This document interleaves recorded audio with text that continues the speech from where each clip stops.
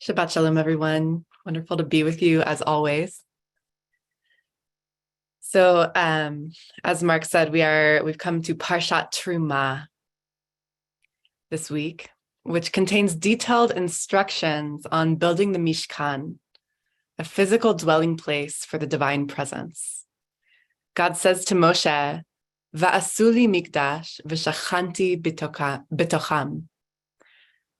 You shall make for me a sanctuary, and I shall dwell amidst you or within you. So the people have just left Egypt in search of their freedom, and they've encountered all kinds of hardship. And yet God is saying, I'm with you. I haven't gone anywhere. But for me to really dwell with you, you must make for me a sanctuary. Meaning that for us to feel the indwelling presence of the divine, we must make space for it. We must make a sanctuary, a place that is fitting for this divine presence to dwell. And it's interesting that God says, "V'shachanti b'tocham," not I shall dwell among them, but within you, you in the plural. I will dwell within you, right in your midst, right in your own being, in your own body, your heart, your mind, your soul. So what does it mean to make both within and around us a space where we can feel the indwelling divine presence? What are the qualities of such a space, a sanctuary? I want to draw inspiration, a bit of inspiration from Yael Shai's text study on Parshat Truma, where she outlines 3 distinct qualities that are required in the building of the Mishkan. And the first is hinted at in the very title of the Parsha, Truma, meaning open-hearted offering.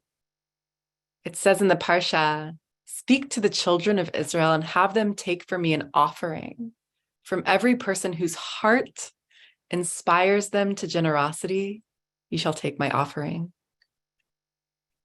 So Truma is a gesture of generosity given freely from the people so that the sanctuary can be constructed.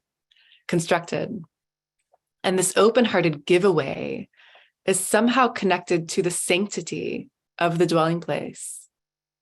So from this, we might learn that spirituality is not transactional, that maintaining sacred spaces within our lives, within our own beings, requires active outpourings of generosity that are in service to collective well-being, giving generously to those practices or places or communities that we believe to be sacred as part of what makes them so.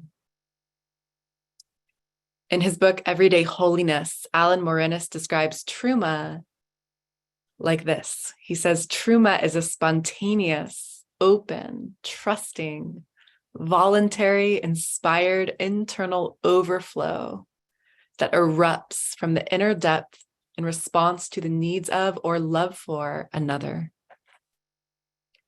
He writes that God is the model for this type of giving, and that is why God wanted the Israelites to build the Mishkan in this way, with love and devotion. And so this practice of making a sanctuary or becoming a sanctuary requires generosity, that active outpouring of the heart. However, the maintenance of the Mishkan also requires discipline, which is a kind of mandated giving that can balance that outpouring of generosity. Yael notes that in a later parsha, we learn that the base of the Mishkan is made from silver, collected through an obligatory tax system. So this discipline balances our generous overflow of love. And this is what makes a practice, right? We don't just sit when we feel like it. We don't just water the plants when we feel like it, or clean our homes, or any other practices of maintaining the spaces within which we dwell. To experience the real benefits of practice, we keep showing up. And the same is true in so many areas of our lives. Committing to showing up, committing to returning to presence, cultivating this discipline is what ultimately helps us liberate ourselves from that endless push and pull of our attachment and aversion and preference, opening the way towards a more ever-present awareness of the divine. So that outpouring of generosity and the discipline to stay with it, to keep showing up. And finally, Yael notes that the word for silver in Hebrew is kesef, which has the same shoresh or root as the word kisuf, yearning. So the foundation of sanctuary is not built upon obligation for its own sake, but deep spiritual yearning. It is our yearning for closeness with God that directs us towards the structures of discipline that we need to make and maintain sanctuaries in our own beings and in our lives, and that helps us to keep our hearts open in a flow of generosity and connection. And so it's these three qualities, this open-hearted generosity, this discipline to keep showing up, and this deep yearning for the divine that can inspire our practice today. And so I invite you to settle in to a posture in your body that will be conducive to mindful presence. Allowing and inviting the body to relax. You can gently close the eyes or allow the gaze to soften on nothing in particular.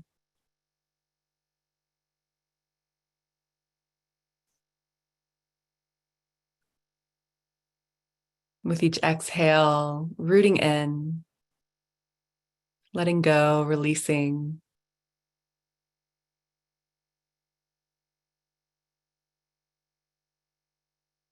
With each inhale, you might notice a subtle rising up of the spine, that quality of wakefulness.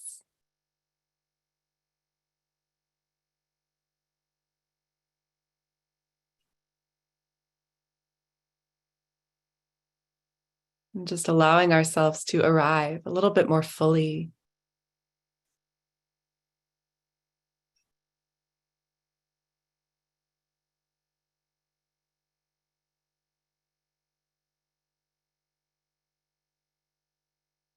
As we begin practice, perhaps connecting to whatever yearning is alive for you right now. Is there a longing? Is there a yearning within your heart?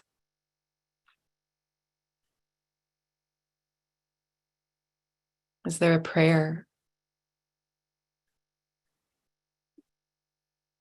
What is truly important to you? What really matters?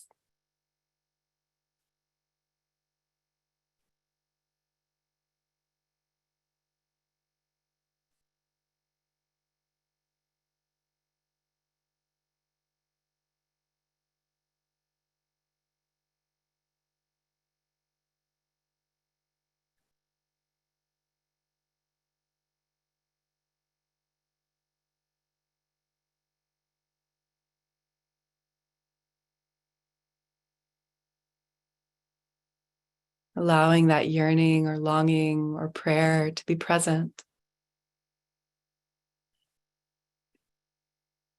Feeling the aliveness of it. The way that it might feel both empty but also magnetic. It has an energy.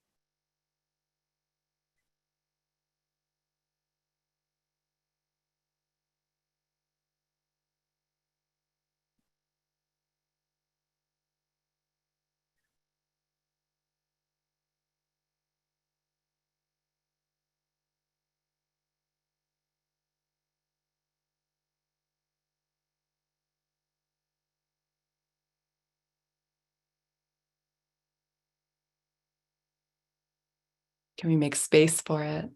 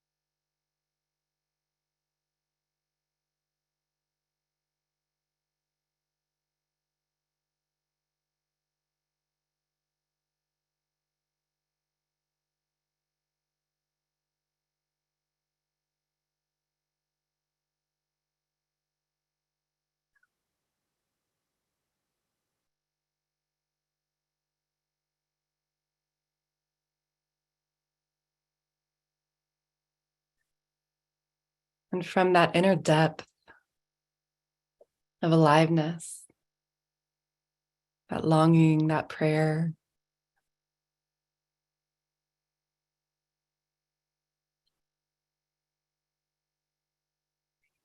can we find a sense of love or connection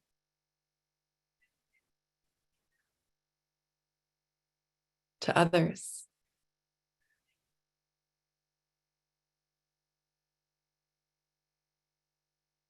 to this human family, to this planet?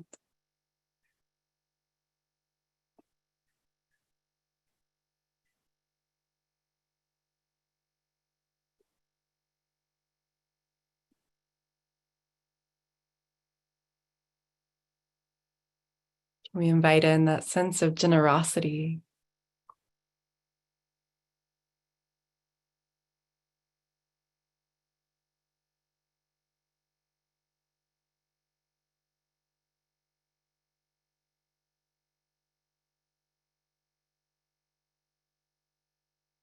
that intention or wish that in some way our practice, our showing up can be of deep benefit to others?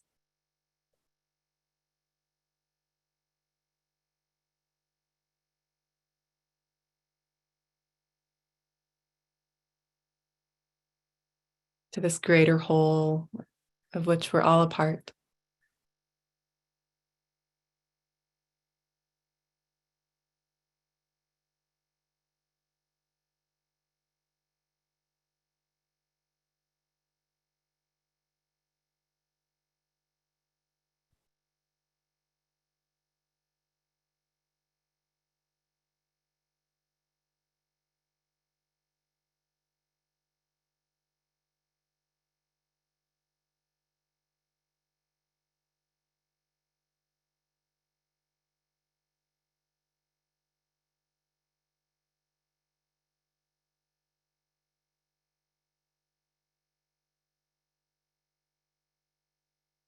And can we find within ourselves the discipline that arises from this love, from this devotion,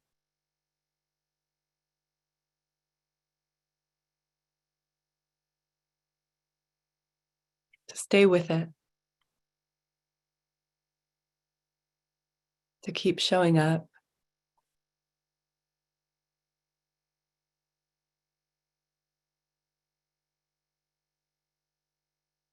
to continue meeting our experience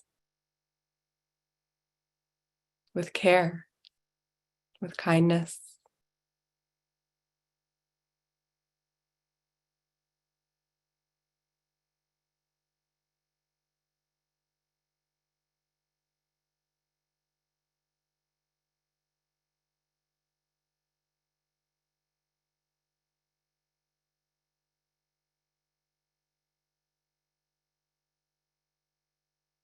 with an open heart, an open mind,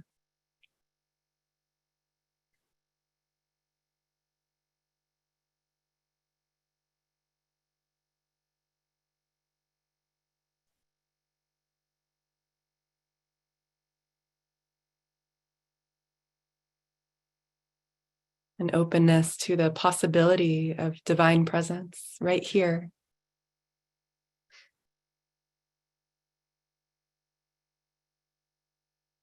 within our own beings.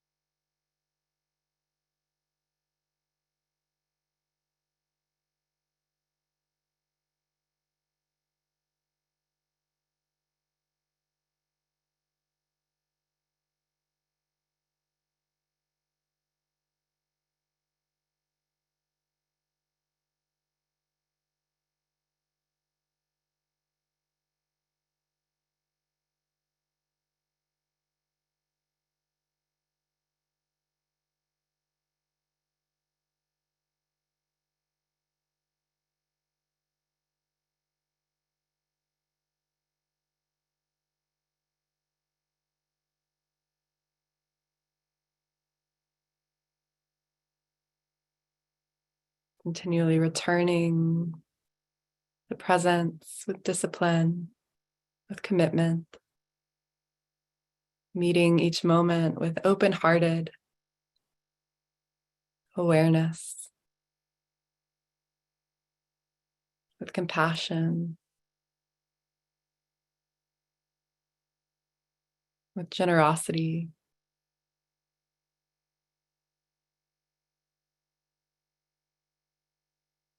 For ourselves.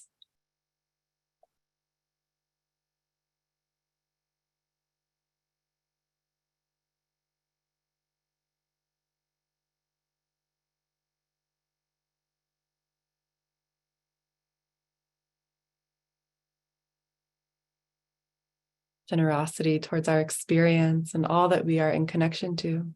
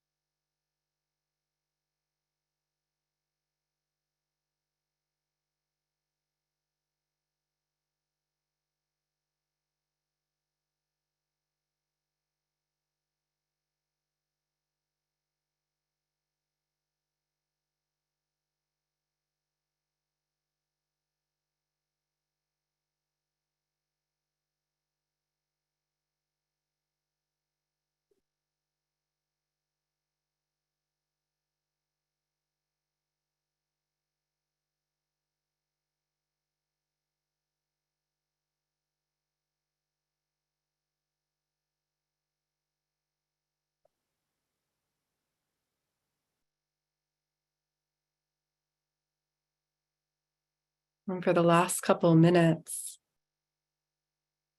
I invite you to bring to mind a place in your life, presently or from the past, that to you feels like a sanctuary.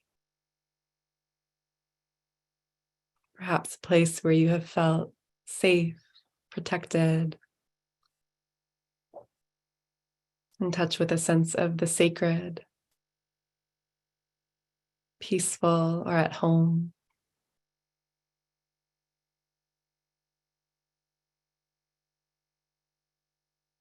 Bring to mind and heart the memory of that place, remembering how it feels in the body to be there.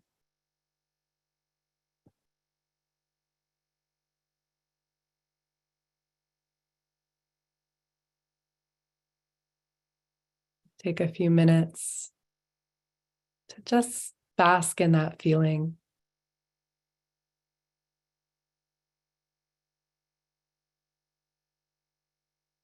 That felt sense of sanctuary.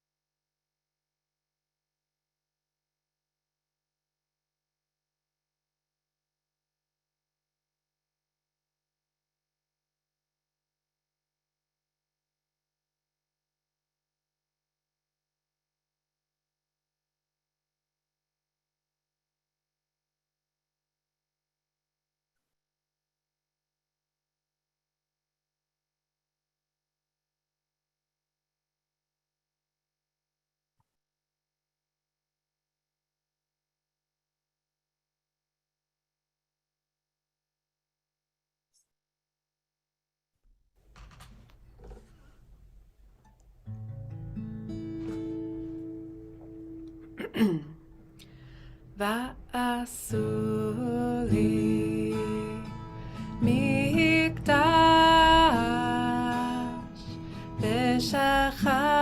ושכנתי בתוכם ואנחנו נברך יה מעתה ועד עולם. ועשו לי מקדש ושכנתי בתוכם ואנחנו נברך יה מעתה ועד עולם. Oh love, prepare me to be a sanctuary, pure and holy, tried and true, and with thanksgiving I'll be a living sanctuary for you.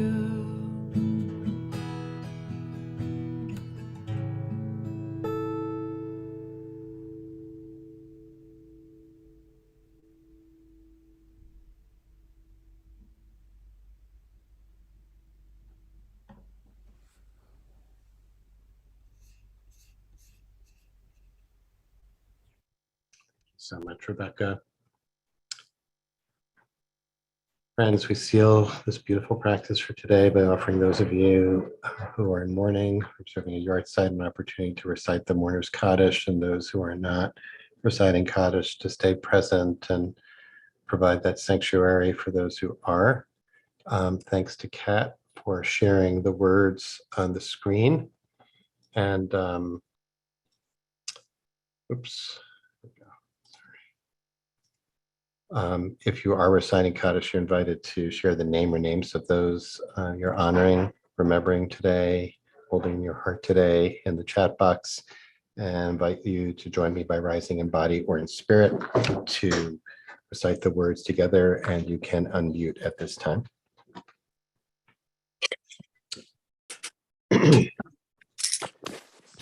Yitgadal, Yitgadash, Shemera, Yomad, Dibra,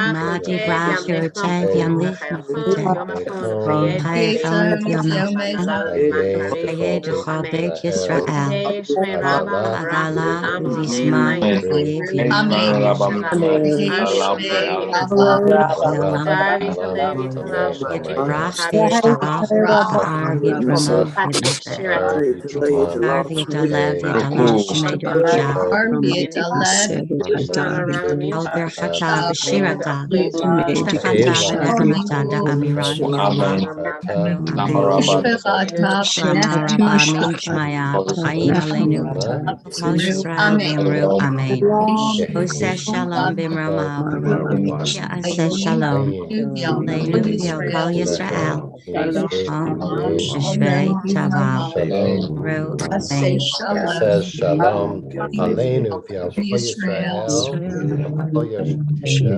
V'Amru Amen. Amen. Friends, thank you so much for joining us today, for leading us now. I want to wish you a sweet and restorative Shabbat. May it be a mishkan, a sanctuary in time for all of you. And just looking ahead to next week, we have a full week of practice next week with 5 wonderful teachers. On Monday, we'll be led by Rabbi Susan Leiter. On Tuesday, Yiska Smith will join us from Jerusalem to lead us in practice. Next Wednesday, Rabbi Daniel Upton-Weitzman, a really wonderful Jewish mindfulness teacher, will join us for the first time, adding to our collection of outstanding teachers. Rabbi Dr. Mira Neshama Weil will lead us from Israel as well on Thursday, and Rebecca will be back next Friday to lead us into Shabbat again. So we are blessed. We are very blessed. Thanks so much to Mike McQuillan and Sharon Kosikoff for sponsoring today's beautiful practice in honor of the IJS staff and faculty.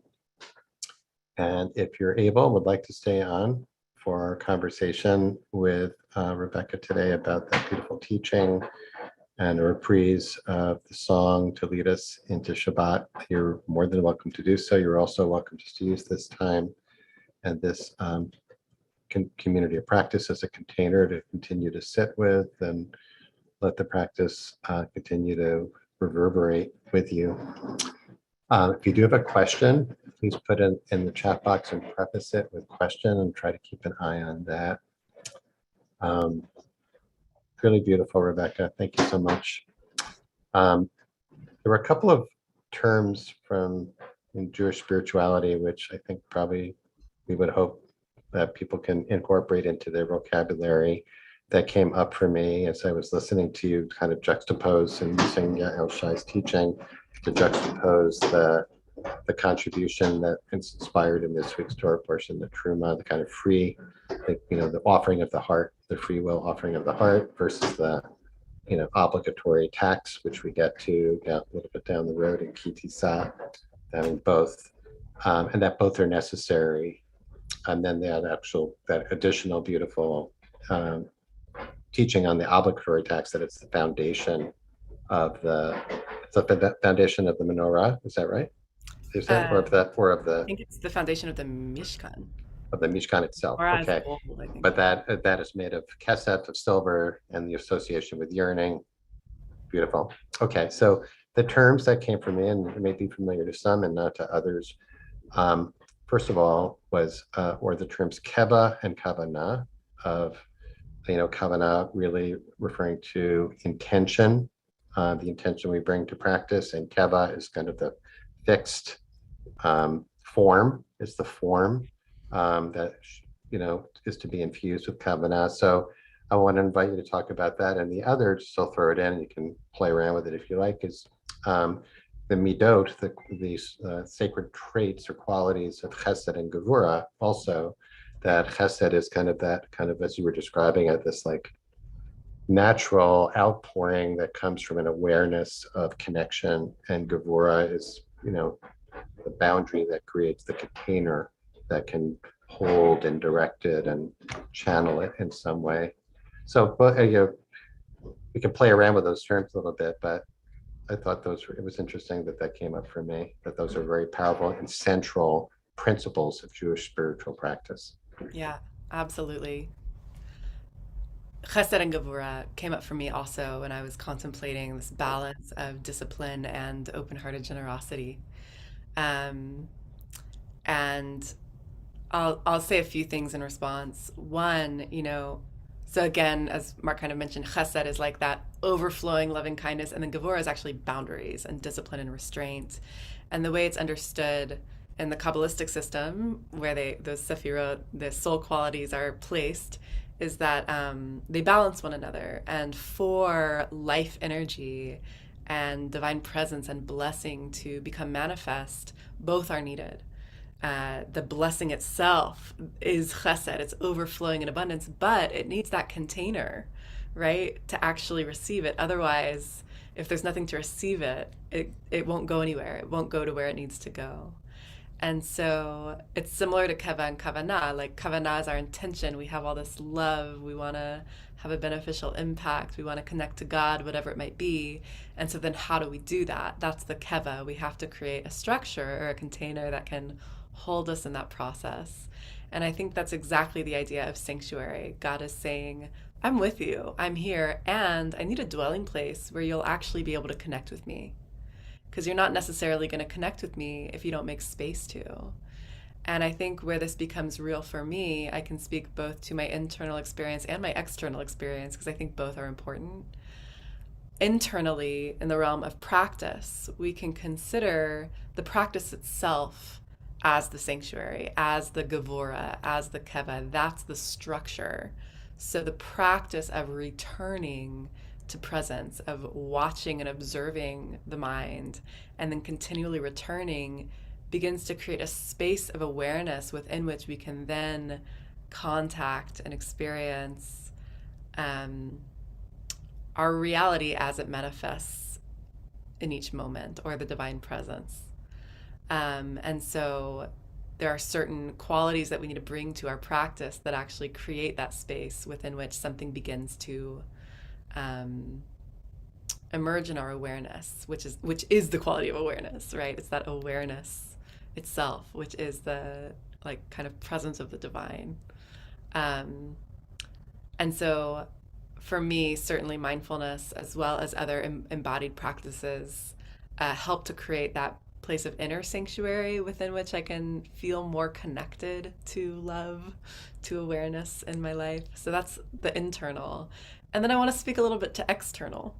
This parsha is specifically about a physical space, a structure within which things happen.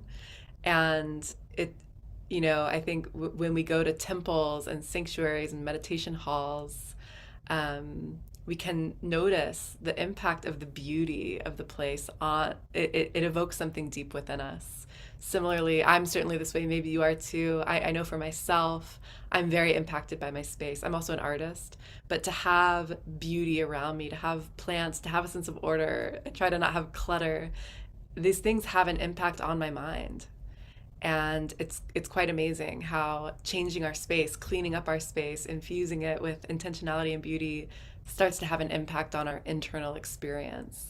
So that's one reason why I also always encourage folks who are trying to start or maintain a practice to have like a little mini mishkan, or a mikdash, or a little mizbeach, like an altar, a sacred space in your home that you return to every day to remind you of that inner sanctuary that you're creating, to remind you of your intention.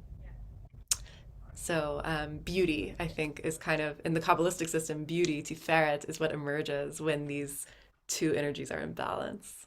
And that's a beautiful thing to take note of also when we're considering what makes a sanctuary a sanctuary. I think you're muted, Mark. Thanks for all of that. There was background noise there. Thanks for all of that. And I wanted to lift up for people here that, we each day, as we prepare for practice, I think we try to encourage each of us to do exactly what you're saying, to really, first of all, there's the keva, or the form, or the structure, or the boundary of, we have set aside the time and the place, right? And then we usually invite people to share an intention, a kavanah, or blessing, something that will bring some awareness to what's going on inwardly. And often I will mention, encourage people to declutter the space, or to treat it as, like you just said, like an altar, to distinguish it, to make it a sacred space for the period of practice that we do every day, which is really so beautiful. Everything you said was great. And then but I really want to come back to what that extra bit, which is almost like the cherry on the top of the sundae, of yearning, the role of yearning and awareness of yearning, that saves the form from being a closed container and becoming the end in itself, which, as I think we all would probably say, too, is one of the great traps of religious practice, is that, it becomes rote, or it becomes an end in itself, or it becomes a form of kind of obsessive, compulsive focus. Yeah. And that idea, I love that. That's such an incredibly simple but powerful idea, that form is connected to yearning, which has to do with something beyond itself. It makes it, and introduces transcendence into it, that it's all for the sake of something infinitely greater than what we think, is right in front of our face. So when I think about the container, it's really helpful for me to think about it as like a tube, almost like, it doesn't open without a bottom at the top. It's just like something that's allowing something to flow through. But if even for a moment we become aware of yearning, which is present. So I wanted to invite you to talk about that just for a minute, because I would love to close again with the song. Yearning, what does that mean for you? How do we, Yeah, or how might we experience, or better yet, how might we notice the presence of yearning? yeah. This is such an important topic, I think. Yeah, well, I think we can cover it in a minute. Come on. Well, I will say that for me, what I notice when I'm really honest about my own life and my path and how I have evolved is that yearning never goes away.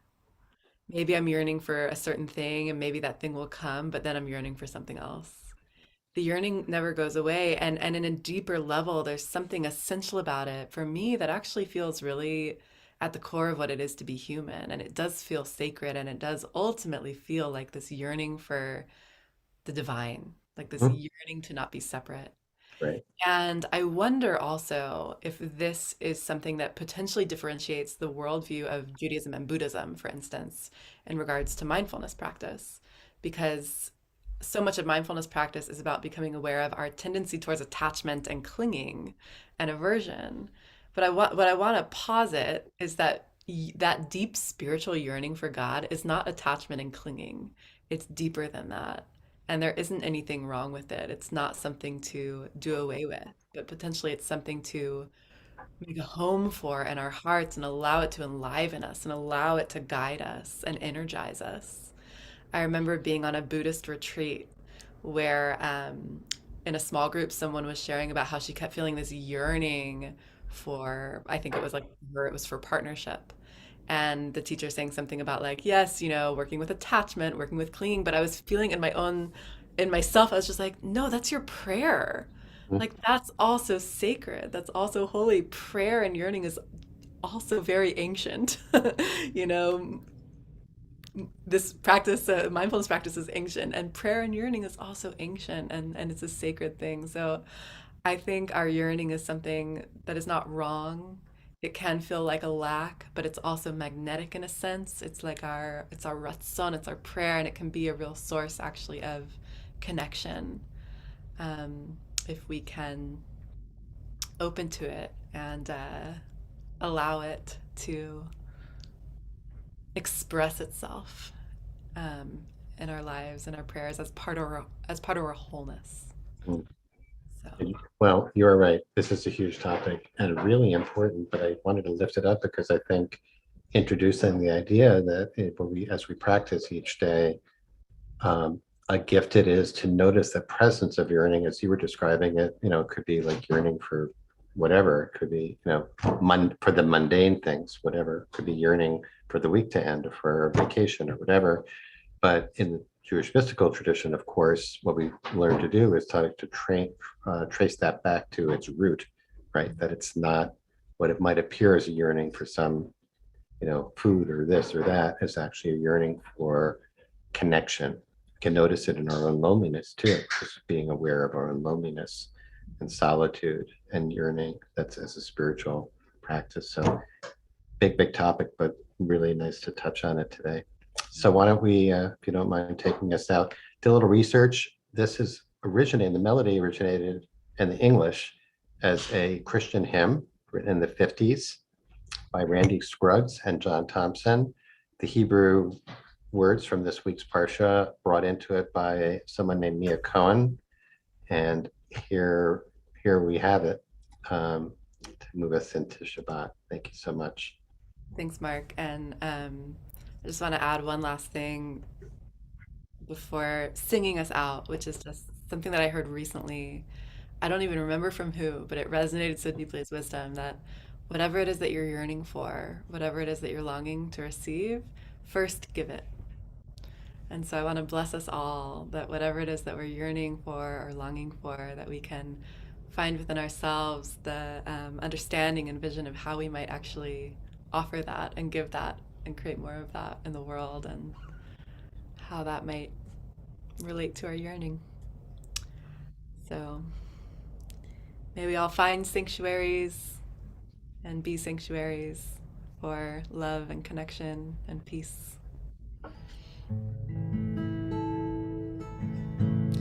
ועשו לי מקדש ושכנתי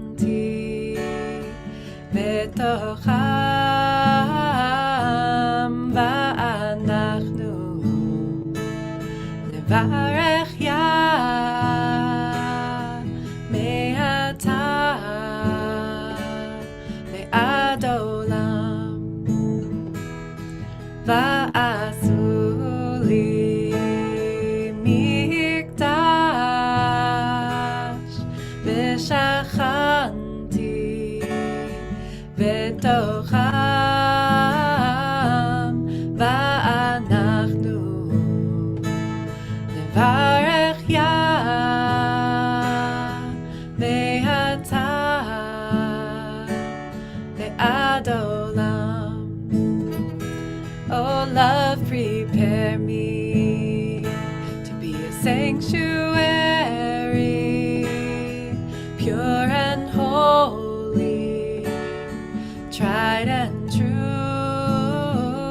and with thanksgiving I'll be a living sanctuary for you. Oh, love, prepare me to be a sanctuary, pure and holy, tried and true, and with thanksgiving I'll be a living sanctuary for you.